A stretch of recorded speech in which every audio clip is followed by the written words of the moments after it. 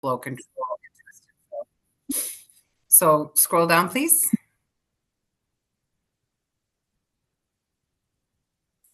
So types of activities that we're looking for that you can earn points for the program.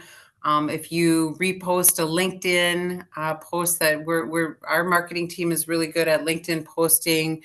Very easy to redeem points if you want to repost that. If you attend a 3M webinar or local training. If you're converting our Scotch Brite Clean and Shine pads from the red pads, those conversions qualify. If you host or conduct a Facilities Care Institute event, that also qualifies for points. If you keep scrolling, please, Dan. And these are just some examples. If there are other things we want to add to this list, we can definitely customize this for SSS. Things of doing a demo, an Easy Trap demo or a glass cleaner demo, a Scotch Brite stainless steel degreaser, or clean and protect demo. All of these types of activities would qualify for points. If you keep scrolling, please. So SSS is a little different. How to register. What we will be doing is sending out an email to all of the owners of the SSS members, owners, presidents, CEOs, whatever their titles may be. They will in turn, we've got approval from headquarters to launch this program. They will in turn send out to the owners, as I just stated. They will be responsible for sending you an email to all of their sales representatives. That email will be a simple form to fill out that will start the registration process. You will receive 20 points for registering right off the bat for the program, and then you can begin earning by completing some of those activities. So very simple. We wanted to make this very easy for you to register because we want you to be focusing on the activities and selling. It's a great program. There are so many ways to redeem your points, either for experiences, for specific merchandising, all kinds of things. I've scrolled through it a couple times and I'm actually quite impressed with all the different ways to redeem points. But this will all be, once you're into the system, you can get into more detail about all the ways to redeem and what's available to you once you start earning.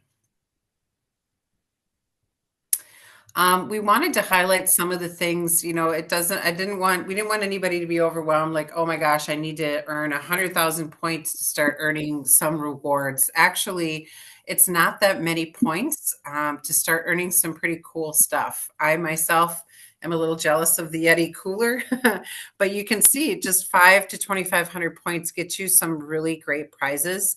And obviously, the more points you earn, the more fancy and valuable your prizes come to be. So you don't have to earn hundreds of thousands of points in order to get some pretty cool things. As you saw, there were some opportunities to earn over 500 points for a single activity. So looking at, 10 activities or 5 activities, you can start earning some pretty great prizes. And yeah, at the end of it, if there's any questions, as Dan said, you'll have my contact information. Hopefully, we'll be getting the email out to the presidents and owners of the member accounts, and you'll be seeing the invites very soon here, hopefully by the end of January. Reach out to me with any questions that you have. I'm here to help always, and thank you for your time. Hope to start seeing you all participate and start earning. Thank you so very much, Nikki. We appreciate your support. We appreciate everything that you do. By the way, quick note to both Josh and Nikki, you are certainly welcome to go about your day. You are also welcome to stick around if you'd like to remain for the rest of the session. You're certainly welcome and encouraged to do so. Okay. Thanks, Dan. You're welcome. Okay, deep breath time. Deep, deep, deep breath time. All right. Who knows who this gentleman is depicted on this screen? Danny, go ahead. Unmute yourself and tell us who this is. Do you want the actor or the actual human? No, I want the coach he was portraying. It's Herb Brooks. Thank you, Danny. Danny is correct. This gentleman is Herb Brooks. Herb Brooks, of course, is famous for being the head coach of the 1980 U.S. men's hockey team that, of course, pulled off the miracle on ice, defeating the famed and unbeatable USSR in the first round, or not the first round, but the first game of the medal round. A lot of people think it was the gold medal game. It actually was not. And had the U.S. lost their second game of the medal round, they would have not gotten the gold medal, but they pulled off the win. I don't remember if it was Sweden or Finland, but here I go with the details that are unnecessary. Okay, why do I put Herb Brooks up here? Specifically, the character from the Disney movie Miracle.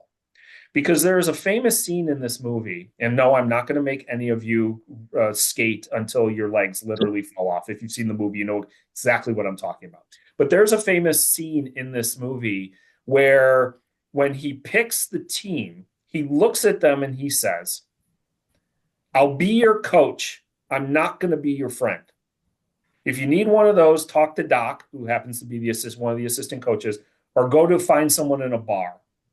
And sometimes when I manage a program like this, I think of this quote. And I remember, I'm going to tell you another real quick anecdote. My son Braden, who's 15, is now on the freshman team. Chris is smiling, at his high school. And Braden is an exceptionally talented basketball player. Unfortunately, he doesn't exactly have the DNA to make the NBA. I mean, I know I'm a physically imposing figure, but okay, right. So he probably picked the wrong sport, but he's exceptionally talented. And I once said to Braden, I can't Hi, coach you. this is Nicole Van Winkle or Nikki. I have an appointment, I believe, at 12:30 or 1 with Mary today. Nikki, you need to mute yourself, please. But everybody wishes you good luck with that appointment with Mary. Good luck with Mary. Anyway, so I once said to Braden, I said, Braden, I cannot coach you anymore. And the reason I cannot coach you anymore is because I think your coach has to be your biggest advocate, but also has to be your toughest critic. And so he said he understood and everything like that. Well, Kevin Chow, of course, our beloved president of Triple S, he didn't give me an option because generally I'm a really, really nice guy, but I'm about to turn into kind of jerk Dan here. And so I want you guys to think of that quote, and then I want you guys all to remember, and simply because Matt Rowe, I hope you're there, use your unmute finger right now. Thank you, Matt. What is the other thing besides the photo of Herb Brooks that appears on the slide? The commitment letter that we all signed. It is thank you, Matt. It is the commitment. I like the fact you're out there in space. That's cool. And by the way, I know you're up in Ventura, but everybody is thinking about you and all your friends and your colleagues in terms of what is going on in Southern California. Please stay safe and let us know if there's anything we can do to assist you and the whole team there at house. But anyway, I digress.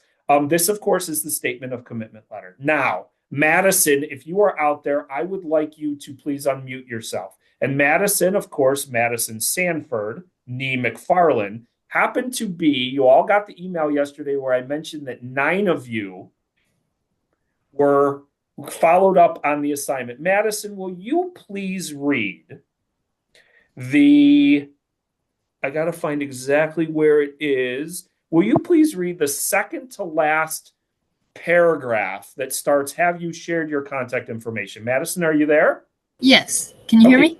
Yeah, you happen to be the very first person. You responded in about under 2 minutes. So read that particular paragraph starting with, "Have you shared your contact information?" Okay. Have you shared your contact information with the other members of your cohort and with me? I know the answer to this, so if you have not already done so, please send your cell number ASAP. Text to see if you are still reading. Send me an email with the acronym for what your goals should be. If you do not remember the answer, it is in the PowerPoint from the live workshop. 10 people sent me the acronym. 10. There are 29 DSRs involved in this program. Now, listen, I already admitted that I am entirely too wordy. That's just what you deal with here.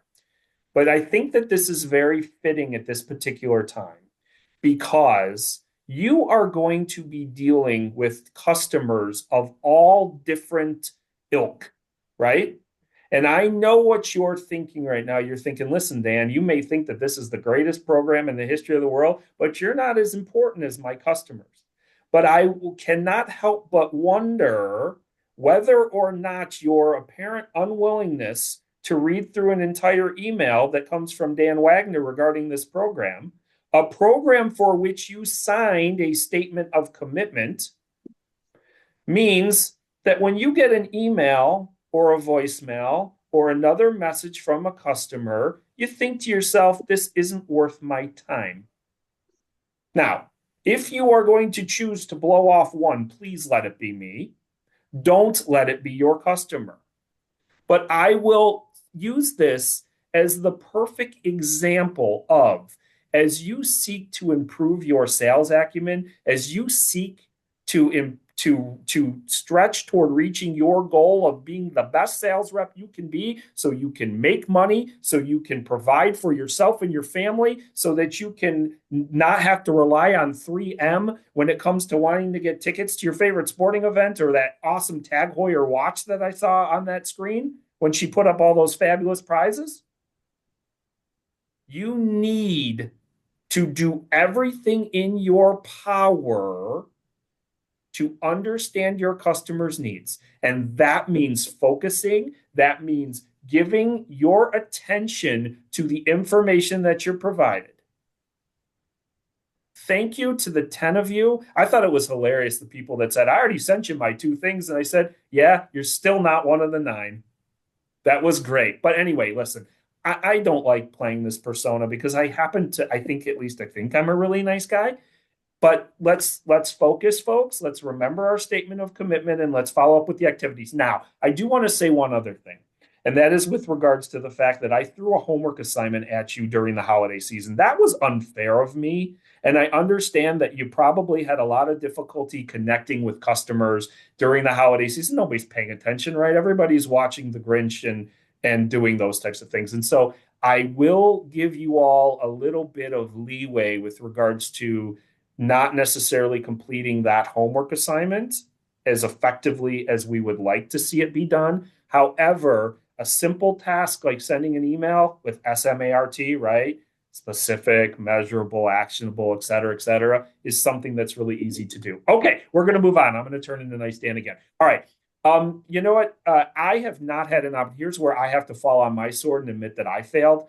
I have not had a real good opportunity to go through the results of the trusted advisor mindset exercise for a number of reasons. I also believe that because since Kevin Chow is so in tune with this particular issue and this particular idea, I also want to give Kevin an opportunity to review the responses. And a big thank you to the Triple S hosts, Marty, Stacy, Sandy, Donna, and oh my God, Craig, for forwarding those to me. And so I'm going to sit off on this how did it go right now, and we're going to jump into the emotional intelligence information. Okay.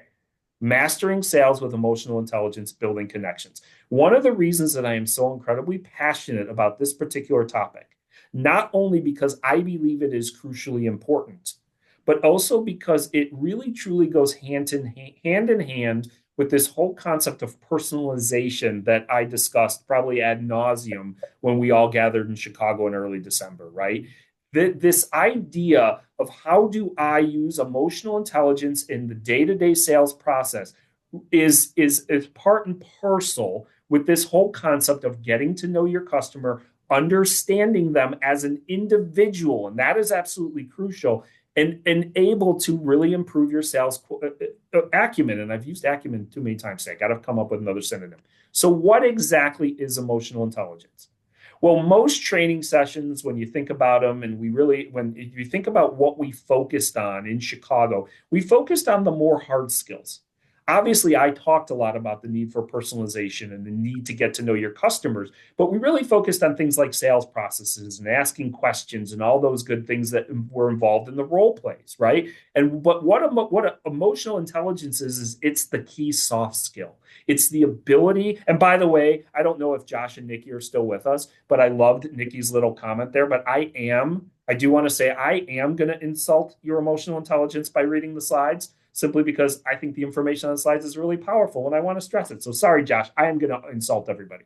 But anyway, emotional intelligence is the ability to recognize, understand, and manage our emotions our emotions while also understanding and managing the emotions of others. It's also known as having a high emotional quotient.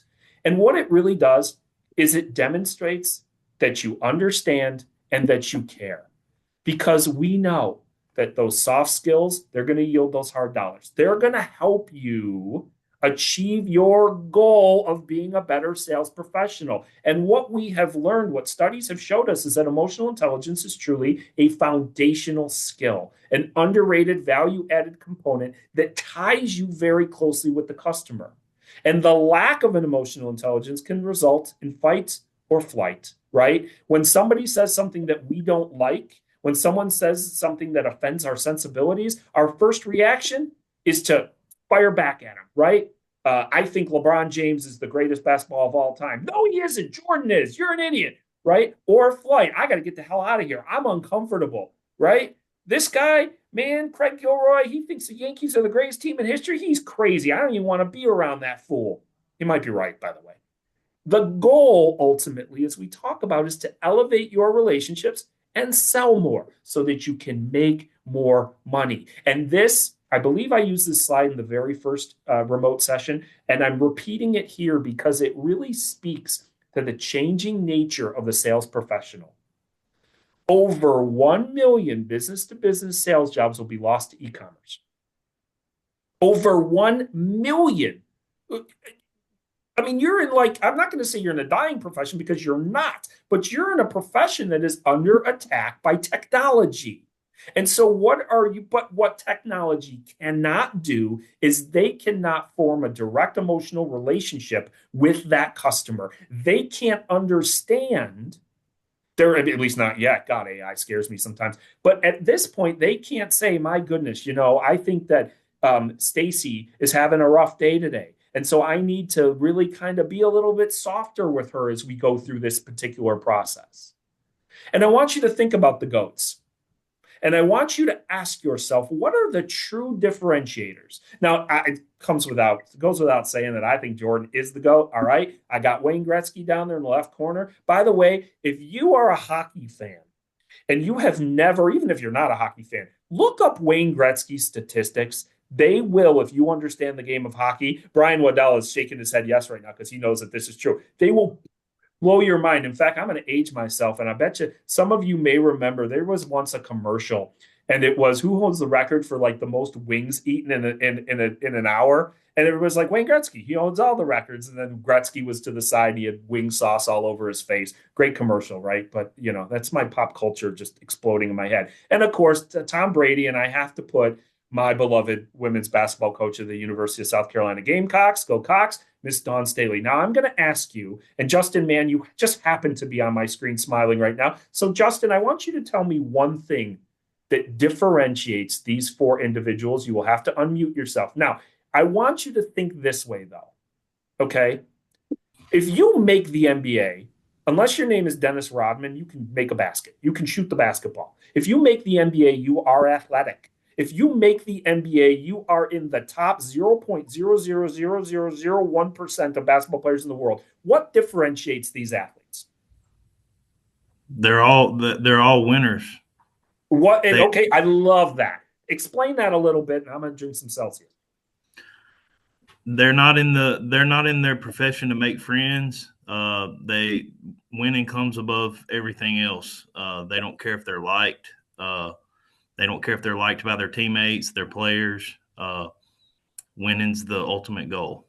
Okay, I love that. Thank you. Chris Walsh, what you got for me? You're not muted. That's why I called on you. Justin, you go ahead and mute yourself again. I believe superior, in terms of the athletes, superior athletic ability. They have a God-given talent that the other 99.9999% of us don't. Okay, that's compared to Chris Walsh and Chris Gottfried and Dan Wagner and Brian Sheldon. Todd, do I see you up there? For some reason, you're called DSR 04 today.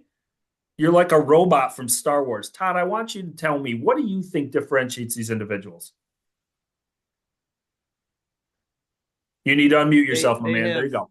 The big deal for these guys, these four people, is that they go they have the natural ability, and then they have the mental ability, the other performers in their wherever sport they're doing don't have quite that capacity. The mental ability. The mental ability. All right, Mandy Linton, you don't have your camera on, but I see you out there. I'm going to ask you to unmute yourself and tell me, what do you think Todd means by the mental ability?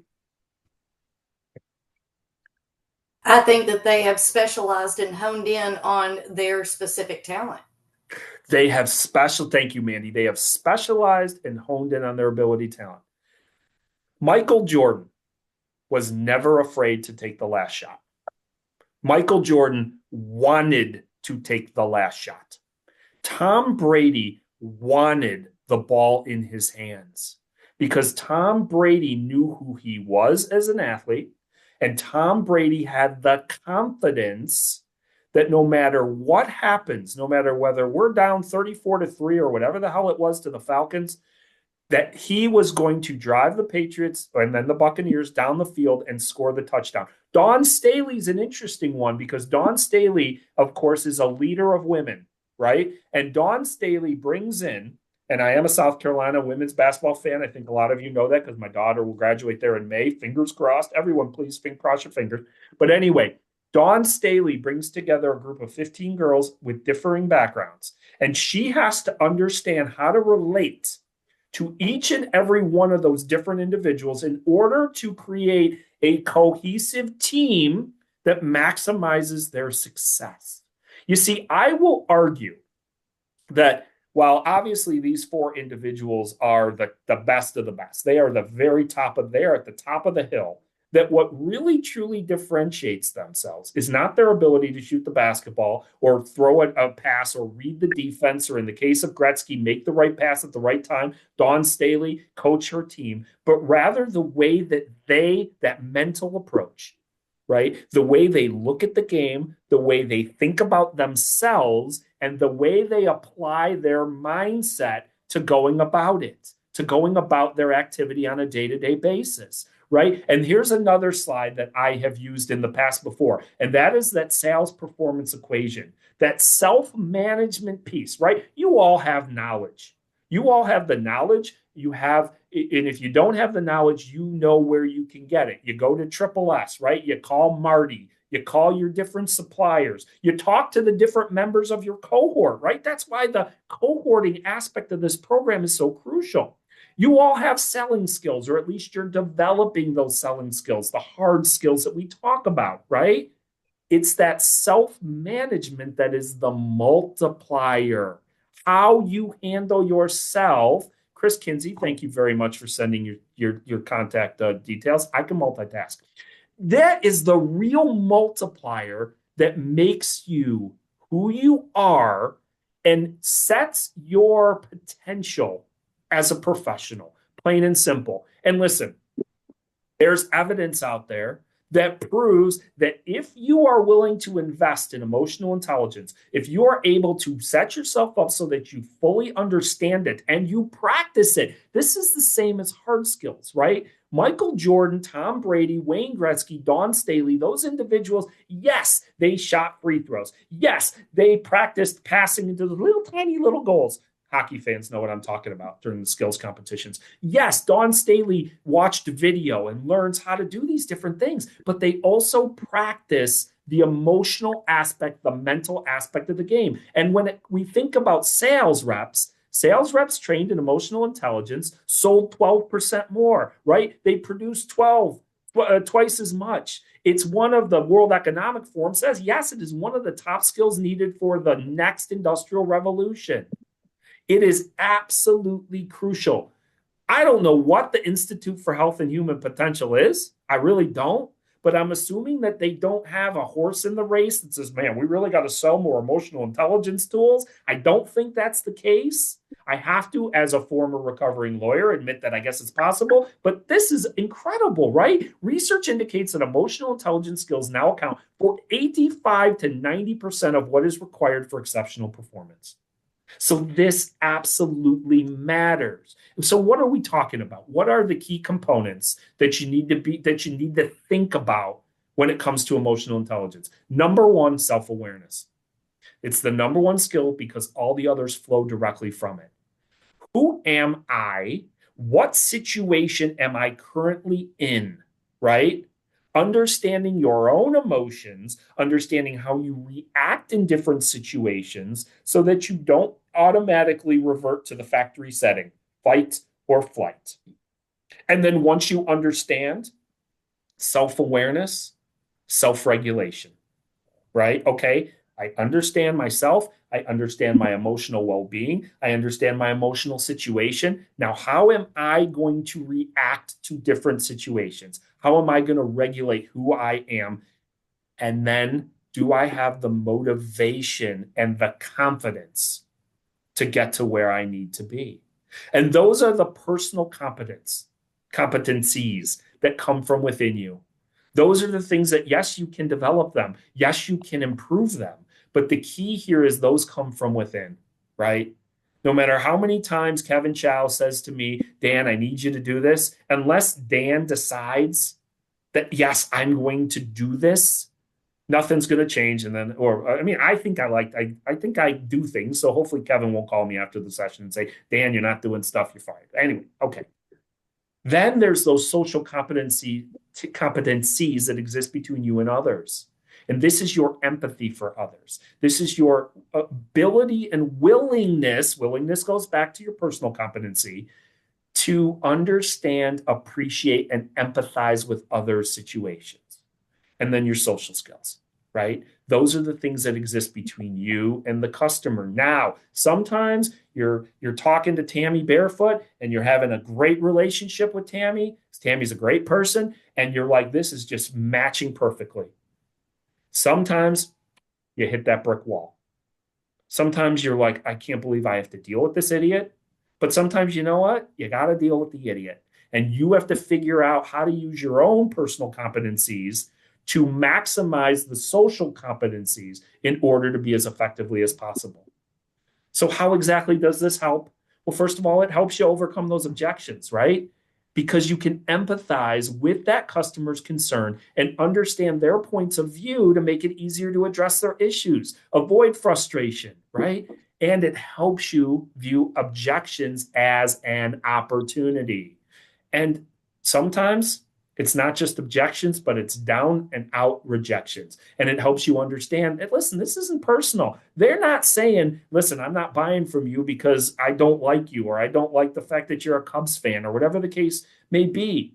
And once again, it helps you see rejection as an opportunity to improve your skill and improve your technique and provide the persistence to hang in there. You know, when I managed sales individuals, one of the first things that I would say to them is, you're going to suck at this at the beginning, and you're going to fail all the time, right? The ability to deal with rejection, the ability to handle failure is a key competency for a successful salesperson.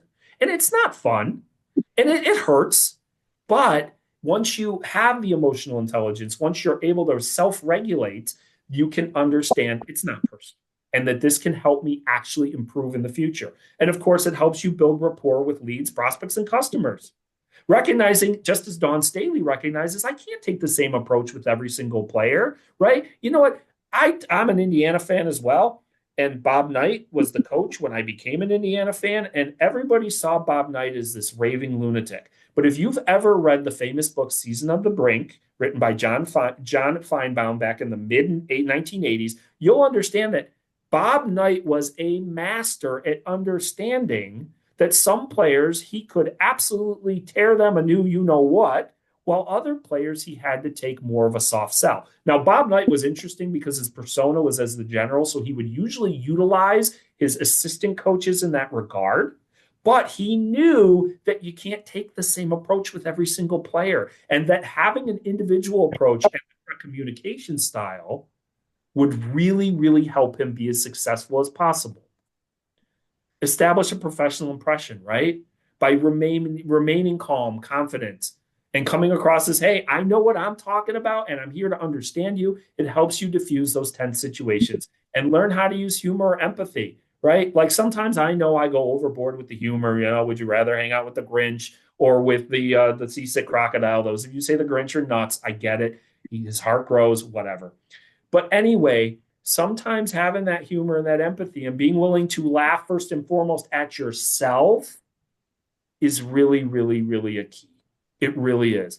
Understanding that delayed gratification. It's easy to focus on the instant buzz of closing a sale. It's much harder to wait. And this goes back to what I used to train my sales reps with, that you're going to fail. You're probably not going to do well at first. And then help build those leadership skills. Because one of the greatest things about personal emotional intelligence skills is, yes, they help you in the sales world. Yes, they will help you be more successful, but they are transferable to pretty much anything you want to do, unless your future is as Henry David Thoreau, and you are going to go sit in a cabin in the woods, right, and write whatever the name of that book was with Emerson, and you need these personal skills. I mean, I get it. AI's taken over. I get it. Technology is king, but I refuse to let go of the idea that the world is a far better place with personal interaction and when we all just kind of get along. Okay, let's start with self-awareness. Knowing what you're feeling, why you're feeling it, and how it impacts others. That which you're not aware of, you can't change. So I recently went down to Bloomington, Indiana on January 2nd for the Rutgers and Indiana game. And halfway through the game, my son looked at me. This is my son, Ryan, who's a sophomore in Indiana. And he said, "Dad, settle down." And my first reaction, of course, was to fight that. I said to him, and I'm self-deprecating. I'm not self-deprecating. I can be self-critical here. I can look in the mirror. And I said, "Ryan, don't you tell me how to feel." And my daughter, Kaylee, who was on the other side of me, she looked at me and she goes, "Dad, you're really, really tense." I had no idea. I had no idea that I was letting the game get to me. And once they made me aware of it, I was able to change. So when I went to the Indiana women's game last night against Northwestern, there were two situations where I looked at my daughter and I said, I think my first reaction would have been, "Hey, Raf, you're an effing idiot," right?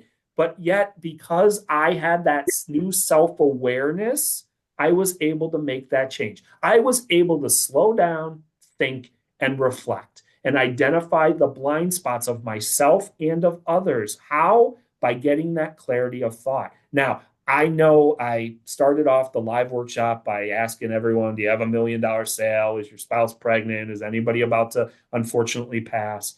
But I am such a big believer that technology can be a major distraction and an obstacle, right? I know it's easy. I mean, I admit it. My phone's right here. I get it. But you have to really, really focus. And that focus is crucial. And that's what Jordan had. That's what Gretzky had. That's what Brady has. Because there are two conversations in every meeting, the verbal and the nonverbal. And as soon as you lose focus and you're not fully present, you might miss the nonverbal or even aspects of the verbal when dealing with your customers. Confidence. I don't remember the exact year, but there, of course, is the famous presidential debate between John Fitzgerald Kennedy and Richard Nixon. And this debate, when most historians look back at this debate, they will tell you that from a pure debate standpoint, from a policy standpoint, Nixon won the debate. Yet all everybody remembers was the physical attribute of him on that day and his complete and total, I mean, he was sick. We will give him, that.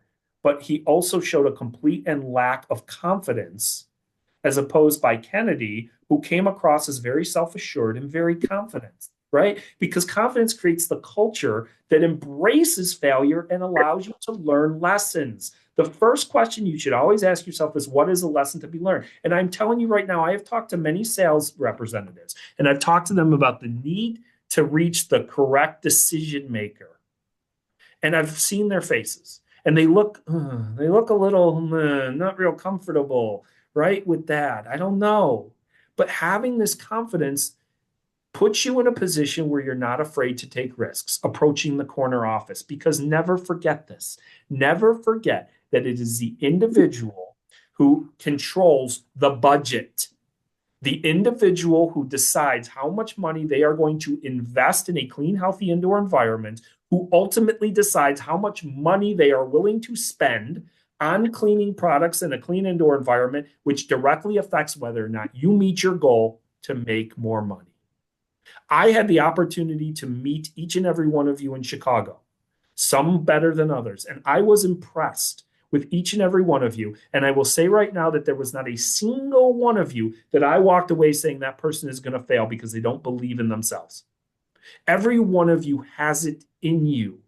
You just have to have the confidence and the courage to bring it out.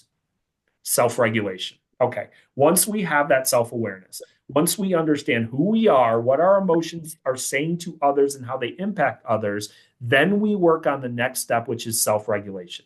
The ability to control one's own thoughts, emotions, and behaviors to achieve long-term success.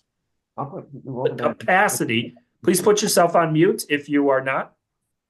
It's the capacity to manage your reactions and impulses in different, often difficult situations, which allow you to respond appropriately instead of react impulsively. We as human beings are wired to react immediately, like I did with my son at that Indiana game, right? But rather, in order to avoid the trigger response regret equation, when we control and harness our emotions, we can use that appropriate emotion to solve their problems. And how you interact moment by moment has a major impact. And every interaction you have with that customer leaves an impression. This is why focus is so crucial. Perfect example, right? Customer threatens to take their business elsewhere. Studies have shown that the natural human reaction is to look at who is at fault, right? Not to have an empathetic response, and we'll get to empathy in just a second, but rather to say, well, listen, I'm angry with X, and as a result, I'm going to go to Imperial Dade or whatever the case may be. Your first reaction is to say, well, I did, you did, you didn't respond to my email or whatever the case may be, and then get defensive, right? It's not our fault, and assign blame to somebody else. Rather, having that empathy, talk about that in a second once again, and being able to appropriately use our emotional intelligence to respond, not react, respond to the situation is crucially important. And you do have to have that baseline of motivation. Motivation to be a success, but also motivation to truly care about the customer's success, so that you're more likely to thoroughly understand their issue and care, right? And once you care about their issue, you're so much more likely to thoroughly look for solutions.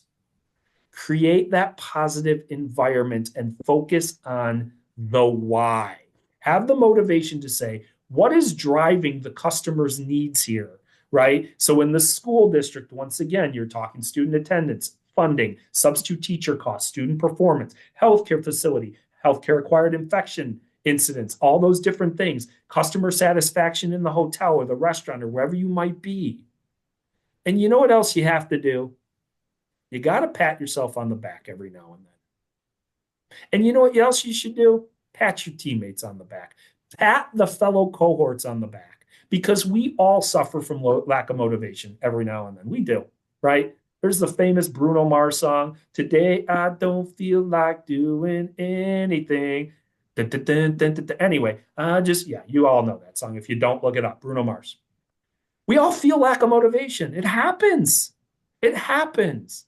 So we can drive each other to say, here's where I'm headed toward. This is my SMART goal. And here's how I'm going to get off the couch and achieve it. Create consistency and discipline, and find accountability. I've received the two things from most of you. There's a few stragglers out there. I understand that many of you, I love those of you who left it behind at the live workshop and then sent an email with different ones, because now you got 4. And the reason I'm bringing this up is this is not the last time you're going to hear these 2 things, or 4 things in the case of some of you. I will be following up with you about this. And I will be making sure that you are taking the appropriate steps to move yourself forward. Okay, let's switch now to the competencies between you and others, starting with empathy. Stepping into another's shoes and seeing the world from their perspective. having the ability to read another's emotions and understanding and appreciating those emotions. The perfect example is we've all suffered from flight delays. Now, the airline employee has two options. Option number one, ladies and gentlemen, we regret to inform you that United flight number 482 nonstop from Chicago to San Jose, California is delayed. We'll update you as information becomes available. How does that make you feel? Sean, how does that make you feel? Unmute yourself, Sean, if you're there. Okay, Sean's not there. How about we go with Rishi? Are you with us? Oh boy, Sean and Rishi are in trouble. Yeah, Greg I'm here. Taylor. I'm here. Ah, Rishi's there. Okay, Rishi. How does that make you feel? Well, I don't know how to Angry? explain it. It Yeah, makes you angry? angry for Makes you sure. frustrated? Yes, Makes you effing pissed off, doesn't it? all the time. All right, you can go ahead and mute yourself. Thank you for participating. Now, here's option number two. Ladies and gentlemen, we are terribly sorry, but United flight number 432, I think might have just changed the flight number, but that's okay. Nonstop from Chicago to San Jose, California, is going to experience a delay due to a operational issue. We understand and appreciate the fact that you want to get to your destination as soon as possible, and we are terribly sorry for this delay. At this point, we do not have a departure time. However, we will certainly do our absolute best to keep you informed as the situation develops. If you have any questions, please feel free to step up to the desk, and we will do our best to help you. Greg Taylor, you there? Greg? Yes, Right. I'm here. And yes, Okay. Thank you for joining us. How you feel? that still doesn't give me the warm and fuzzies, but it's at least measurably better than the first one. Okay, then help me, because I have never been an airline employee, and apparently I don't have quite the emotional intelligence that Greg's looking for. Tell me what that airline person can say to make you feel better. Your flight's on time and will be departing shortly. Okay, understood. Well played, Greg. I understand. But as we all know, you can mute yourself, by the way, again, Greg. Thank you. As we all know, the world is an imperfect place, right? Bender from Breakfast Club told us, right? Like ceiling tiles fall out all the time. Flights get delayed all the time. I have found in my travels, and I'm sure that many of you have as well, that you're still pissed off. I'm not going to act like you're like, oh, this is perfectly fine. No worries, man. Hey, honey, my flight's delayed, but I'm all happy because the airline treated me with respect and empathy. No, nobody's doing that. But it takes the edge off. I think it takes the edge off. And I hope that all of you, when you're working with your customers, see how you can take the edge off as well. Emotions are so incredibly powerful as we consider the sales equation, right? You have to build an emotional bridge. Take your customer from how they feel to how you want to make them feel, right? How they feel is going to largely be driven by the challenges and issues that they're dealing with. Lose the attachment to the ultimate outcome, with the ultimate goal being to emotionally connect with the customer and forge a genuine connection. Think about the difference between logic and emotion. People buy out of emotion and then justify their purchase by using the logic. Emotion will always be the sales energizer. If you want them to do something, you have to make them feel something. You have to. This goes to the power of why that I go on and on and on about, that I stress all the time, right? Nobody cares about buying disinfectant. Nobody cares about buying toilet paper. Nobody cares about it. What they care about is achieving the business outcomes that drive the whole business equation. And that's what you have to hit on. Take the customer from the ability to buy to the desire to buy, and to the desire to buy from you. And the way you create the desire to buy from you is by refining your social skills. I'm going to go all the way down to the last bullet on this slide. Be likable. I know a lot of people that are not likable. And you know what? I know a lot of people that I know are not likable, but they're awfully good at faking it until they make it. Respond instead of react. Avoid being impulsive. Actively listen. Actively listen, right? I think it's on my next slide, but I'm sure that many of you have seen the movie White Men Can't Jump. Man, am I a kid of the 80s, aren't I? Anyway, I don't remember the character's name, but Rosie Perez played her, and she knew all the foods that started with Q. Those of you who know the movie are probably chuckling right now. But anyway, she kept asking Woody Harrelson's character, can you hear Jim? Can she would talk about Jimi Hendrix was her favorite music artist, and she'd say, you're not hearing him, right? You're not truly listening to him. You have to listen for clarity. How many people in your life, how many people that you deal with simply wait for their turn to talk? It happens all the time. Don't be that person, right? Differentiate between hearing and listening, and be sociable, be approachable, radiate a positive presence. I mean, listen, I'm going to talk about myself now, but I've had people that have come to me and they've said, and I've been not in the greatest mood or whatever, and I haven't been all, oh, let's talk about Christmas songs and the Cubs and all this kind of stuff. And they're like, are you okay?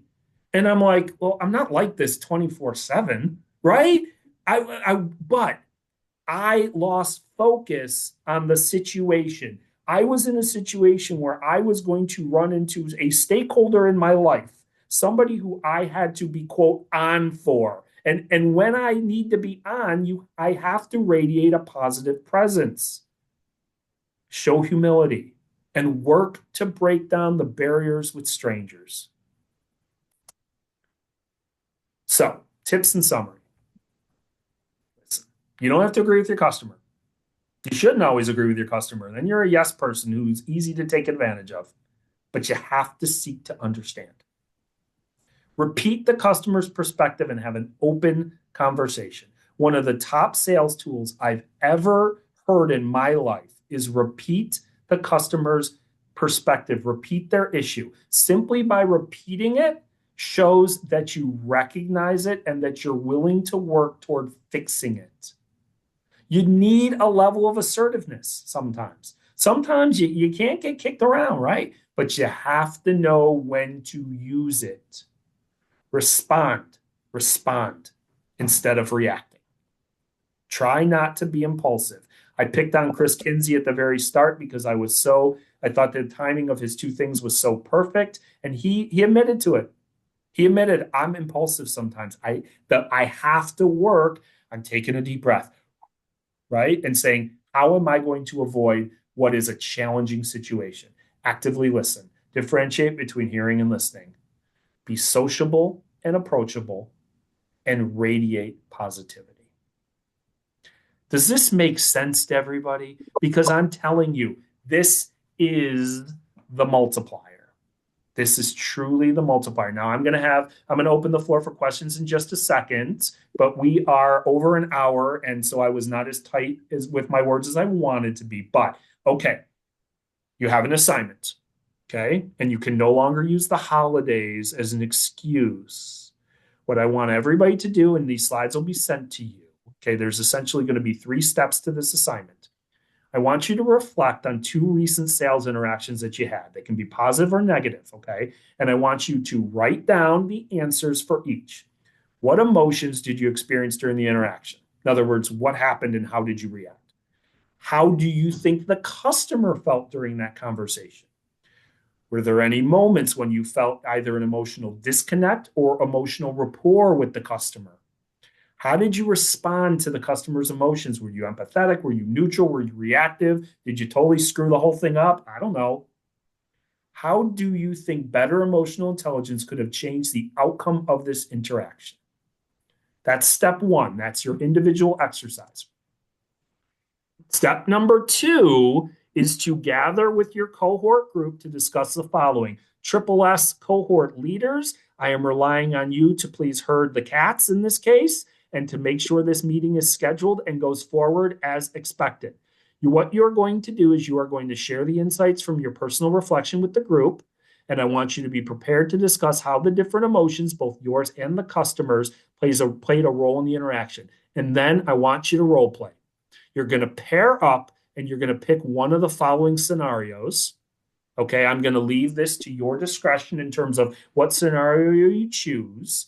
And then I want you during the call with your small cohort to act out the scenario while focusing on emotional intelligence strategies. Okay, each role play should last about 5 minutes. And after each role play, the remainder are going to pick on you and they're going to provide feedback. And your SSS host or hostess is going to provide feedback as well, asking the questions: how effectively did the salesperson use emotional quotient strategies? Was the customer's emotional state addressed appropriately? And did the salesperson manage their own emotions well throughout the role play?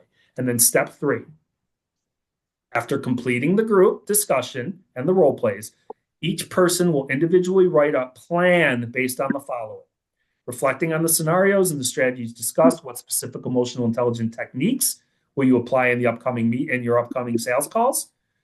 How will you be more mindful of your own emotional reactions and your customers' emotional cues moving forward? And I want you to identify one challenge in applying emotional intelligence to sales and propose a solution or an approach to overcome it. Now, our next session is January 28th. That's pretty soon. So I am thinking that we are going to give you a slightly longer timeline on this assignment. So I think that if we have you complete this, all 3 steps, and submit your homework by Friday, February 7th. Okay, I'm setting the date right now. February 7th, I want you to complete these 3 things. So you're going to do your own personal reflection. You're going to write that down. That is something you will turn in. You are then going to have your group meeting, which will be hosted by your SSS liaison. And then you're going to put together your own personal plan for submission by February 7th. Okay?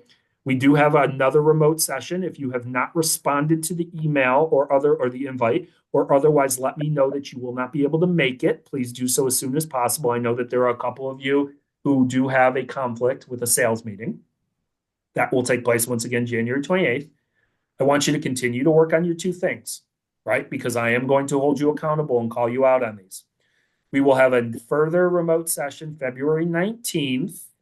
There are other remote sessions. I believe one's March 19th, and then there's one in April 16th, I believe. But I want you to start preparing for Clean Team, right? Clean Team, once again, will be held in beautiful Jacksonville, Florida from March 31st to April 2nd. We're putting together a phenomenal agenda, and we are going to have specific sessions for you DSRs, not to mention that we will have kind of like an advanced graduation where we will celebrate you during our awards gala on the evening of March 30th. Stacy will yell at me if I got that wrong, but I believe it's the evening of March 30th. Okay. Questions, comments, thoughts, anything at all? I am going to put up my favorite slide while I await your questions, and that is, of course, my contact information. I am much nicer than I came across when I put up the slide of Herb Brooks. I think many of you know this. I don't like being that part of that type of a coach, but I also think it's absolutely crucial that as we consider our professions as salespeople, we really, really need to be as thorough and as focused as possible. Okay. If anybody has any questions, I encourage you to unmute yourself and ask now. Dan. Yes. Would it be possible for you to reach out to like my boss or our Absolutely. bosses and kind of reiterate how important the Clean Team thing is? Yes. Because I don't think that they haven't said anything, and I said something about going, and they were like, "Oh, I don't know," So I think it would help if you reached out to them to let them know. So that is a great question. Thank you for asking that.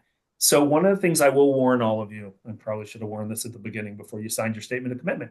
Anyway, one of the things I will warn all of you is that I do reach out to your sales leaders to keep them in the loop on how the program is progressing.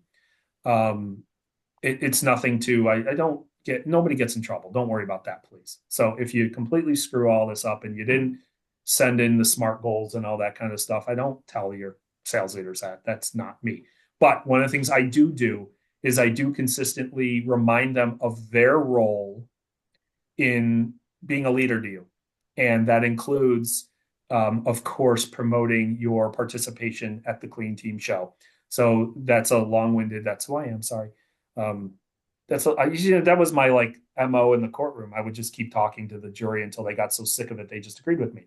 Anyway, so yes, the answer is absolutely, Justin. That is par and parcel for what I do with your sales leaders. Okay, other questions? Otherwise, if you do not have any questions and you want to get about your day, I have a quick question. Sorry. Yeah, no, absolutely. So this assignment, like, that whole scenario, that's going to be emailed to us, right? Everything, the full slide deck will absolutely be emailed to you, Majid. Yes, 100%. Okay, yeah, So we do have a couple of notes here. Stacy did not want to unmute herself, but she did want to remind everybody that the events for Clean Team will begin on the evening of March 31st. So I will make sure that all your sales leaders know that you will want to be there by the evening of March 31st. My good friend, Mr. Kevin Chow, wants me to share a reminder that, quote, we have a choice to choose how we manage our mindset, but it takes practice and self-awareness. Here are some additional tips that collaborate my presentation. Practice reflection, recognize your patterns, seek feedback, regulate your emotions, pause before reacting, reframe negative thoughts. I love that one. Thank you, Kevin. I work on that one every day, as you all know all too well. Practice mindfulness, enhance empathy. Don't just be empathetic, but enhance empathy. Focus on active listening, look at different perspectives, have compassionate curiosity. I love that too. Improve social skills, build rapport, cultivate a growth mindset. I think Jason Riviera asked me if I could go back to the previous slide. Jason, I apologize. I have no idea when you sent this. Which slide would you like to see? Hey, no worries. You're going to send it out anyway, so that's fine. Thank you, though. Oh, it was probably the assignment, wasn't it? Yeah, it was. Yeah. Yeah. Okay. I was writing it down, didn't realize it was on the screen as you were talking. So yeah, no worries. So I will absolutely send out the full deck. Unless there are any other questions, I would like to thank each and every one of you for your participation in this program. It's work. It is. I know. You're probably like, okay, I got 19 sales calls and I got to update the CRM and I got to do this and I got to do that and I got to practice empathy and I got to do this assignment. I get it, but I'm telling you, it'll make you a better sales rep. So with that, I'd like to thank all of you very much. I'd like to wish you all a very happy New Year and a very happy Thursday. And please, this is my contact information. I am here to support you in any way I can. Rely on your cohort. Rely on your SSS liaison. Rely on Kevin.